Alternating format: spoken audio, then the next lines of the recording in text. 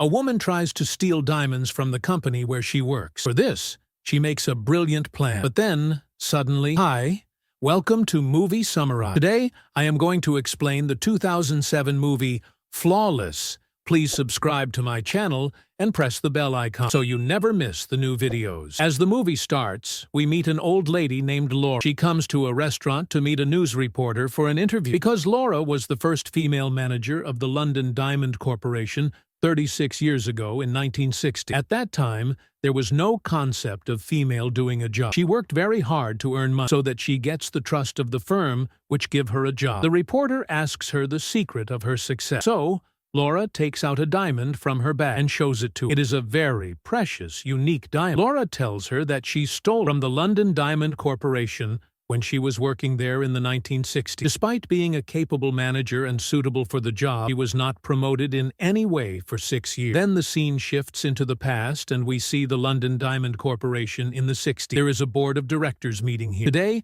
a new managing director has to be chosen. Despite Laura's performance being the best, she is not given this position because at that time, males were preferred for everything. Because of this, Laura is very disturbed. She goes to her office, picks up a paper and pen, and writes, "Don't give up. Work harder. You will win. If you don't give up, you will work hard and win." After writing this, she gets busy with her routine work. Then a man named Hobbs comes to clean her office. Hobbs works as a cleaner in her office. After talking to Laura briefly, he also leaves. The next day, when she comes to the office and finds a letter on her table, this letter carries a movie tip and the same page on which Laura had written some lines to motivate herself. The person who sent the letter had just added another line on that page. "No, you won't." This means that she won't be able to win. At night, when it's time for the show, for which she got the ticket, Laura goes to the cinema to meet this man. To her surprise, this man is none other than Hobbs himself. Seeing him, Laura starts going back, but Hobbs stops her and says, "Stop, Laura. I called you here because this place is safe to talk." He tells Laura that he wants to steal diamonds from the London Diamond Corporation, and therefore,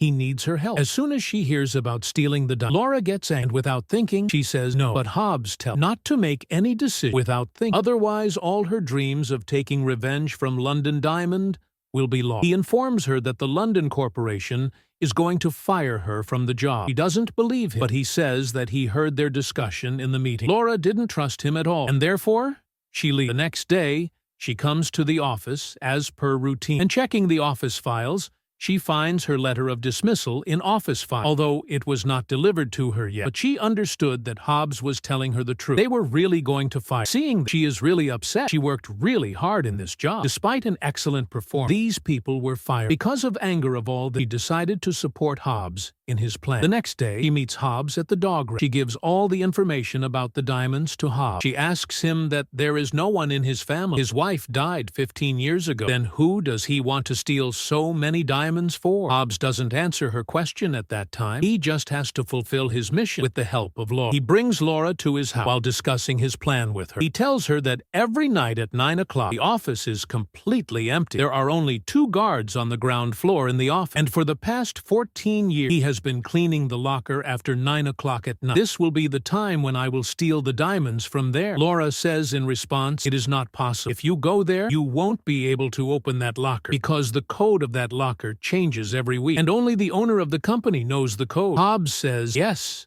I know that too, because one day while cleaning the boss's desk, I saw that code. But now the boss has started keeping that same code at his house, and this is the help he needed from her." He says that she will go to the party at his house and will bring him the code from there. Thinking something, Laura says, even if she steals the code, he won't be able to steal the diamonds from the locker because the guards at the gate. Hobbs shows her his water bottle and says that he can steal up to $1 million worth of diamonds in this bottle. These diamonds will be enough for her and him. When Laura comes home, she thinks about Hobbs' plan, and after a lot of thinking, she agrees to support him. She reaches the party where she meets the owner of an insurance company. In this insurance company, all the diamonds of her company are insured. Anyway, as soon as in the party she gets a chance, she goes to her boss's study. She is trying to find the code here. But before she could find the code, she started hearing footsteps. Someone is coming towards this room and she got stuck. Laura hides inside the room and watch her boss as he opens the locker. She sees the code of his locker as he enters it. After the boss left, she opens the lock and gets the code without any difficulty. Now, according to the plan, this mission looks very easy, but such a big task can't be done without difficulty. The next day, As soon as Laura comes to the office, she sees that they are installing CCTV cameras in the whole building. She meets Hobbs and informs him immediately, saying that it is not possible to steal the diamonds anymore because there are 8 CCTV cameras in the office and 1 camera is right in front of the locker. Hobbs gets worried to hear, but he did not give up his intentions to steal. He asks Laura there must be some way. After thinking a lot, Laura tells him that the cameras are definitely there, but there are only 4 monitors in front of the guard. There is 1 monitor on each of the 2 cameras, and after every minute, the footage of the camera on the monitors will be switched. So, you will only have 1 minute when the guards will not be watching the lock, and you will have to complete your work within this time. Hobbs gets some hope and says that yes, he will do. He says that I will open the locker in a minute and go inside. But Laura said he is crazy, as he wouldn't be able to walk that fast because of his old age. As she was about to leave, Hobbs holds her hand and says that she has trusted him with the code. Now she will have to stay with him in this mission at any cost. Despite not wanting, Laura had to get ready to go with. The next day, Hobbs had to complete his plan. Hobbs first goes to the monitors of the camera. As soon as the footage of the locker camera on the monitor is closed, Hobbs sets a 1-minute timer on his stopwatch. In this 1 minute, he has to reach the locker and open the lock. When he is going to the lock, at that time, Laura calls the guard so that she can distract him. The guard picks up the phone, but no one was speaking from the other side. Hobbs runs to the lock, opens it, and goes inside. Now, there were a lot of diamonds in front of him, and some of these diamonds had to be collected in his bottle according to his plan. As soon as his work is completed, Hobbs has come out of this locker unnoticed. Now he is about to go back home, but as soon as he comes out of the London Diamond Corporation, the guard stops him. Hobbs becomes very nervous, as he also has a diamond bottle in his hand. But it was not what the guard had called him back. Actually, inside there is the toilet, which is clogged. He cleans the toilet and comes home. When he comes home, he opens his bottle and empties it in the sink. We see that there is coffee and no diamond. So, didn't Hobbs steal the diamond? The next day, Laura goes to the office. She sees the commotion in the office, as she already knows that these people had found out about the theft of diamonds. But she was surprised that Hobbs hadn't stolen only 1 bottle of diamond. There were 200 tons of diamonds there, and he took all of those 200 tons. So how he had managed to take out 200 tons of diamonds in a small bottle. Laura is not aware of that yet, that she is also called to the locker room to see what happened. And as she enters, her eyes get wide open because there is not a single diamond in the locker. She is surprised and thinks that how did Hobbs do it? How could he take 200 tons of diamonds alone? And that too, without any truck or other vehicle. She quickly goes and asks Hobbs that how did he do all? He reminds him that they had a deal that he would steal only 1 bottle of diamonds, but stole the whole 200 tons of diamonds. She asks him, Mr. Hobbs, are you crazy? Hobbs doesn't answer her for anything. Laura asks him many questions that where did he keep the diamond? How did he take them? Hobbs is quiet and didn't say anything. London Diamond Corporation has also hired a team of investigators who had the responsibility to catch the thief. And one of these investigators sees Hobbs and Laura talking. That's why the investigator calls Hobbs to meet him, while Laura is scared. After office, she again goes to meet Hobbs in a hotel and asks him that what did the investigator ask him, and again asks him that where did he hide the diamond? In response, Hobbs says that when the time comes, she will know everything. Anyway, we see that the next day, someone comes to meet the CEO of London Diamond Corporation, who tells him that if you want back to all your stolen diamonds, then you will have to pay £100 million. Hearing this, the CEO asks him that did he know who the thief is? In response, the man says no. He says that he neither know the thief nor he ever met him. He just gave him the job of delivering this message to him. It is clearly written in the letter that if the thief has not given £100 million in 48 hours, then the company will lose all its fortune. We see that now the investigator who was looking for the thief calls Laura to the room because he had seen Laura with Hobbs so many times, and that's why he has doubts about Laura. The first question he asks Laura is, why do you meet Hobbs? In response, she says, because he is a good person and he is my friend. That's why. In this investigation, he did not know much about Laura. That's why he lets Laura go. Now, Laura meets her senior officer and asks him for permission to work with the investigator. She tells him that she wants to investigate so that the thief is found as soon as possible. The officer gives him permission, but in actual, Laura wants to work with the investigator so that she could find out whether the investigator is reaching them or not. Now, Laura and the investigator start working together. The investigator had found some very important information, which he sends to his office to tell the company's CEO. There he sees that the head of the insurance company had also come here, to whom the CEO of London Diamond Corporation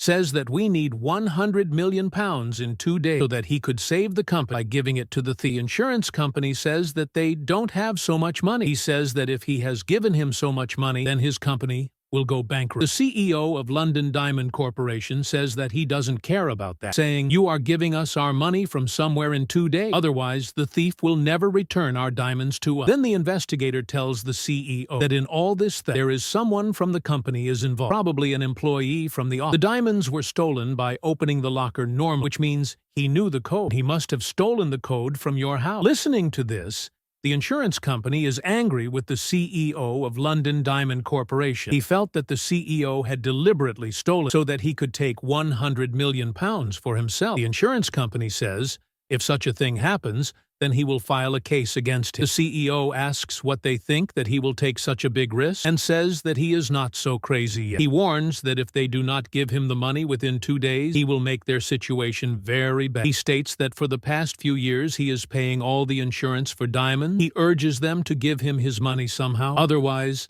he will bring them to the ground. The investigator and Laura come out of the room. He tells Laura that all his doubts are on her, because on the night of the theft, she and Hobbs is seen around the office. He says that he is sure that she is involved in the theft, but Laura replies that he has no proof and that she cannot steal so many diamonds. She adds that if he wants, he can conduct any kind of inquiry, but he cannot arrest her because he has no proof against her, nor is she a criminal. As soon as she says this, she leaves. Suddenly, Laura's colleague comes and says that the CEO is dead. Actually, the news of the theft of the London Diamond Corporation had spread, and the media stormed his house, blaming him for the theft. So therefore, he dies in shock. Hearing all this, Laura's condition becomes worse. She goes to the washroom while she has tears in her eyes. She is now feeling that she is responsible for the death of the CEO. As she is standing inside the washroom, that suddenly her earring fills into the sink. To take it out, Laura opens the sink pipe. She finds a diamond there. Seeing this, Laura now understands that how Hobbs got all the diamonds out of the building without any convincing. She immediately leaves her office. And here, she opens a lid of the sewerage and goes inside. She further goes inside the sewerage canal where she finds Hobbs, who is standing there. He tells her that she is very clever, that she finally found out how he stole the diamonds. Laura asks him that what will he do with the diamonds now, as his plan was to sell these diamonds to London Corporation, but now as the CEO is dead, cannot sell it to them. Hobbs says that he is going to get the money within an hour, and before that, she cannot leave. He grabs his pistol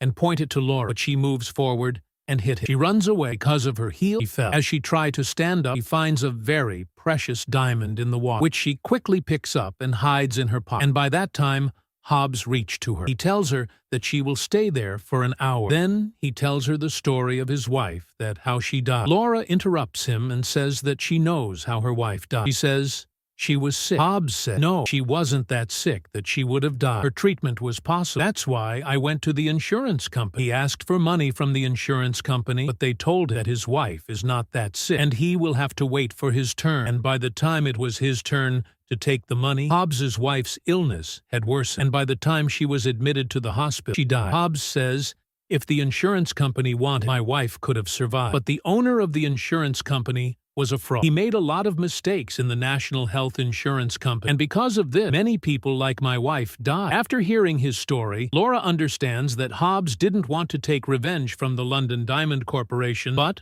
from the owner of the insurance company, who now had the insurance of all the diamonds of the London Diamond Corporation. It took Hobbs 14 years to complete his plan. For 14 years, Hobbs worked as a cleaner here so that he could take his wife's revenge from the owner of the insurance company. And now that day has come. The scene cuts, and we see that the owner of the insurance company, who has investors from the London Diamond Corporation in his office, they tell him if he didn't give their money and they didn't get their diamonds back, then it will be very bad for him. They say that they will expose his fraud in front of everyone. All people will know about his scam. The scene shifts again to sewer, where Hobbs is telling Laura that how he stole so many diamonds all at once. He says he was taking a lot of care at that time. The minute the locker's CCTV camera footage not on the monitor, at that time, he used to go inside the locker. He put it in the dustbin and took out all the diamonds to the janitor's room. Then he flushed all the diamonds with water into the sink. He went back so many times to the locker, and in this way, he stole all the diamonds without being seen by the camera. Hobbs wants to leave, and he left. Laura finds the whole pile of diamonds in sewer. After finding the diamonds, she informs the investigator about it, and in this way, the company gets the diamonds back. Hobbs was considered to be responsible for all this theft, while no one had any evidence against Laura. Hobbs was also not caught because he was not found anywhere. To save their reputation, London Diamond Corporation shows all the stolen diamonds to the media and says that all the news of the theft was a rumor. Then scenes is shifted to the present day, where the reporter was interviewing Laura. She asks, "What happened to Hobbs?" She says that after that day, Hobbs never met her. After many years, Laura got a bank letter in which it was written that Hobbs had transferred all the £100 million to her account in Switzerland. It was the money which he had received from the insurance company. She tells the reporter that she donated all that money to different charities, but as it was not a little amount, so it took her 40 years to donate all of that. And today, she donated that last penny of that. She gives this reporter a file and says that she has written all the story to help her article and inspire the other women. She also leaves her contact in case the reporter wants to contact. She says that she kept only that one diamond for herself, perhaps for a rainy day, and the leaves. And at this point, the movie comes to an end. The movie teaches us a lesson that seeking justice can be more valuable than money, and an illegal act can be justified if it's against a corrupt and unfair system. If you are not taking care of the people who works for you day and night, then they will take their revenge in the form that can bring large companies like London Diamond Corporation to the ground. Thanks for watching.